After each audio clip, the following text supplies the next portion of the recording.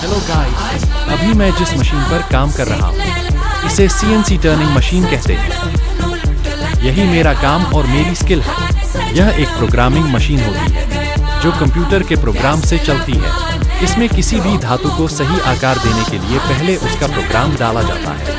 उसके बाद टूल अपने आप उस प्रोग्राम के हिसाब से कटिंग और टर्निंग करता है। इसी तरह कच्चा मटेरियल धीरे धीरे एक सही और सटीक पार्ट में तैयार हो जाता है। दोस्तों, अगर मेरी वीडियो आपको पसंद आई हो तो लाइक और फॉलो कमेंट करें।